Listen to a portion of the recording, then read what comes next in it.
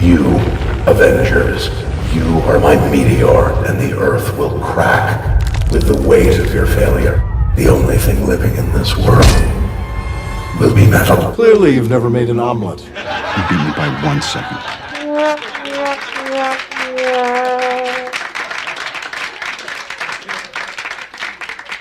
Avengers Age of Ultron is the movie that makes ranking the MCU films impossible for me. Some aspects of it I love, others I strongly dislike. It has some of the best moments in the franchise, and some of the worst. Some of this is likely due to unfairly high expectations. With the Avengers 1, I went in expecting a stupid action movie like the Transformers films, and was surprised to get likable characters and entertaining dialogue. With Avengers Age of Ultron, I expected that, and I wanted them to push the envelope, take chances, make decisions with lasting consequences, dig deeper into characters now that they don't have to spend the first act getting everyone together, and let's be real, if you go into a sequel expecting it to be the Empire Strikes Back of the franchise, you're always going to be disappointed because no other sequel is as good as the Empire Strikes Back. So I rewatched the movie with that in mind to see if I view it any more positively or negatively now. Nope. Still mixed. Okay, let's get on with the review. The movie begins with the Avengers already reassembled, retrieving Loki's spear from a Hydra base to send it back to Asgard for safekeeping. Tony and Bruce Banner experiment on the spear and create a sentient AI named Ultron, who decides that killing people is good. The Avengers chase him around the world as he tries to build more powerful robot bodies for himself and build a doomsday device capable of lifting a city and dropping it like a meteor. That's the very basic outline of the story, but there's a lot of important detours and side stories that I'll get into. First of all, starting with the Avengers already assembled was a great idea, for a few reasons. I like how Joss Whedon took a look at where the other writers left their heroes, Tony temporarily suitless, Captain America and Black Widow going separate ways to pursue their own goals, and Thor living with Jane Foster in Europe, and just skipped the part where they had to re-team up. Throwaway expository dialogue makes it clear that Captain America reassembled them to take out the last hideouts of Hydra and to find Loki's spear, since it turns out Hydra has had it this whole time. That's all we need to know. In addition, I absolutely love when sequels open in medias res. Marvel normally puts action scenes at or near the very start of their movies, and it's not just because they can fit in more explosions if they just open before the story begins, there's more to it than that. Showing what it looks like when a mostly regular mission is going well for the Avengers makes it more impactful when we see how much they struggle with Ultron. It's actually beneficial to the story that everybody's trading jokes in this scene. More important is the effect it has on the audience. While nowadays Marvel can get away with advertising character development and show almost no action, for a long time the biggest draw to superhero movies was still the over-the-top fantasy action scenes. And in the 8th shot of this movie, we get to see what is made to look like one long tracking shot showing Iron Man flying around blasting things with his repulsors and shooting missiles, Captain America throwing his shield, Thor throwing his hammer and using lightning, Hawkeye shooting his bow, Black Widow kicking a guy, Hulk throwing a tank and smashing some dudes, and a team-up shot. Everyone watching has already seen all the shallow stuff they came to see and is now ready to pay attention and enjoy the story, since they won't just be waiting until they get to see those moments. And opening the movie with the best part of the first Avengers movie is a pretty bold statement saying, "You ain't seen nothing yet, that's just the start of this one." It's probably my favorite opening in the MCU. The rest of the movie is a globe-trotting adventure. Sure, in the first movie we briefly touched down in Germany and India, but after that it was just the helicarrier and New York. Here there are entire action scenes in a ship graveyard against modern-day pirates or arms dealers, and Johannesburg and South Korea and Eastern Europe. The grand scale of it is an appropriate step up for a superhero sequel.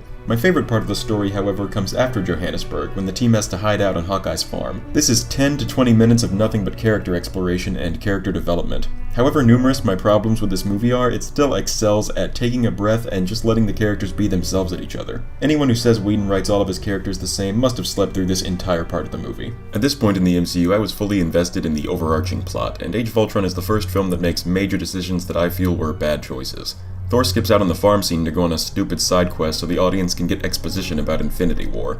In fact, the movie as a whole spends too much time setting up other movies. Tony and Steve's relationship growing more bitter I don't really mind, since it feels like it stems from the situation in this film and not just set up to Civil War, but Black Panther, Ragnarok, and Infinity War all get set up too. And an Avengers movie is not the place for this. This is the movie everything else was setting up. Just tell this one story and set up another in the credits. The first Avengers movie didn't tell us about AIM or reveal that Zola was an AI or have Thor mention worrying about the convergence. All it set up was that S.H.I.E.L.D. was untrustworthy. The other decisions I don't agree with have to do with the individual characters, and we have a lot to get through, so let's get started.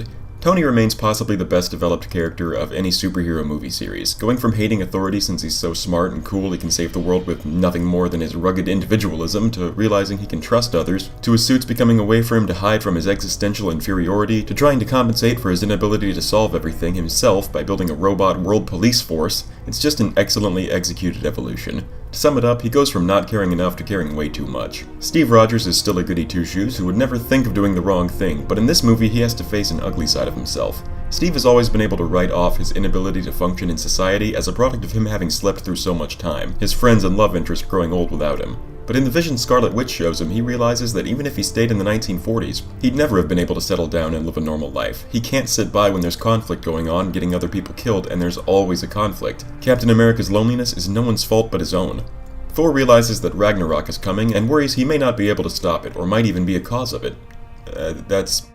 That's kind of it. Hey, it's a teen movie, some characters are gonna get the short end of the stick. Thankfully, Hawkeye is not one of those characters this time. In addition to getting a full personality as the sarcastic cop 2 days from retirement type guy, he's also a best friend to Black Widow, a surrogate dad to Scarlet Witch for one scene, and an actual dad in his family. Yeah, the least developed Avenger suddenly becomes the one who actually has the most complete life out of all of them. Hawkeye's Velma from Scooby-Doo wife and lovely home show all the Avengers what they can never have. Oh, and there's one moment I like during the party scene.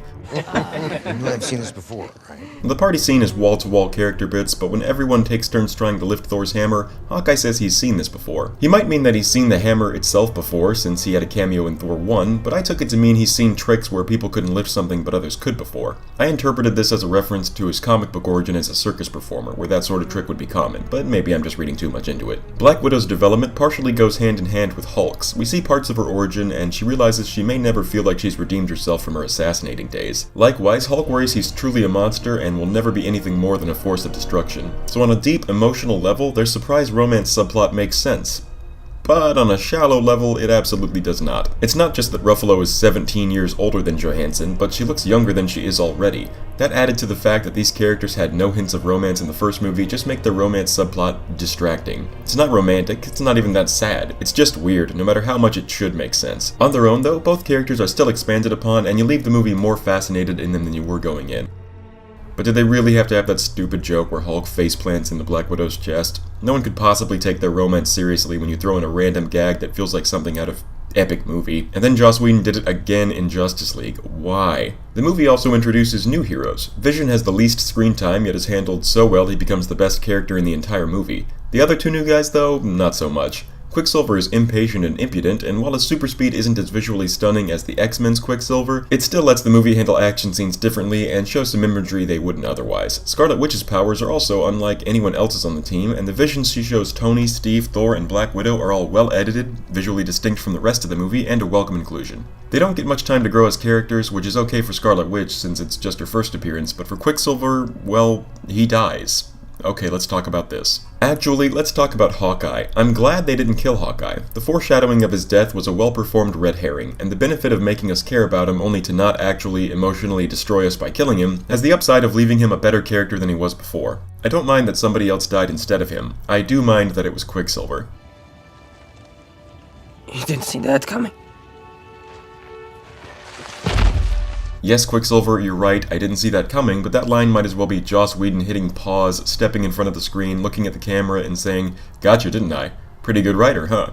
It breaks immersion at the worst possible time. More importantly, Quicksilver was the wrong character to die in this movie. Killing a main character is a big decision. It has ramifications for what stories can be told down the line. Quicksilver is not a main character. We barely know anything about him, and we haven't had enough time to like him yet. All killing him does is ensure that his unique power set will be unusable in future movies. In addition, killing a character in the same movie they're introduced is the exact opposite of making a big decision. It's like they wanted to impact audiences emotionally without actually having to make any changes going forward.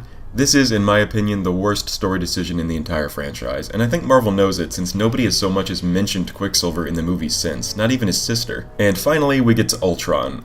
I do not like Ultron. It's not James Spader's fault, he's great, and it's not Ultron's evil plan either. Lifting a city to use as a meteor is a great supervillain plan. It's his motivation and personality that bug me. Deciding that humans are bad and that robots are good is an incredibly generic evil robot motivation, but it doesn't even make sense. He feels that the Avengers, by constantly saving the world, are preventing humanity from growing and improving in response to disasters and tragedies. That would be great motivation. But then he wants to kill all humans because robots are better? Those two ideas don't mix. As for his personality, that actually does make perfect sense. He's a child of Tony Stark who spent his whole life on the internet. Of course he's a sarcastic, short-tempered, joke-spewing jerk. The problem is that a sarcastic, short-tempered, joke-spewing jerk makes for an incredibly lame Avengers villain. Every time Ultron says something poignant or intimidating, he ruins it right after with a stupid joke that isn't funny. God's righteous man, pretending you could live without a war. I can't physically throw up in my mouth. We'd have to break anything. Clearly, you've never made an omelet. Clearly you've never made an omelet. You beat me by 1 second. I don't want to see the Avengers beat him, I just want him to not be on screen. The action is fine. After Captain America the Winter Soldier, the hand-to-hand fighting is not impressive, but the stuff involving more superpowers, like Iron Man's suit, Thor's hammer, or anything with Scarlet Witch, that all still works. It's big, it's exciting, it's got a car chase and a train fight, and multiple Avengers are involved in every single action scene. Good stuff, not great stuff. The final battle leaves something to be desired, however. It's just the team fighting an army of gray, faceless troops again. Even though some of them can fly, the whole city is flying, and 2 new team members, Vision and War Machine, can both fly, there seems to be a lot less verticality to it than the Battle of New York. The buildings aren't as tall, nobody stands on a rooftop, Hulk doesn't jump from building to building. There's still great stuff like Iron Man saving the family in the tub, or Thor catching the woman in the falling car, but overall, I prefer the Battle of New York. Overall, Age of Ultron is a very mixed bag. Some characters are handled terrifically, others not so much. Some scenes are great, some story turns seem like bad ideas. I only recommend this one to MCU fans, or fans of blockbuster action that don't really care about the MCU's plot. Me, well, I can forgive a lot of problems if you put a boatload of characters I like in front of me, it turns out. Clearly you've never made an omelet. You beat me by 1 second.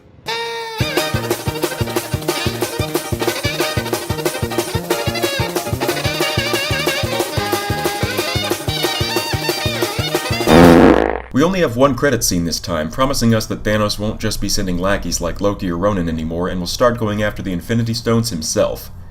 With Ebony Maw, Corvus Glaive, Proxima Midnight, Black Dwarf, and a spaceship full of followers as help.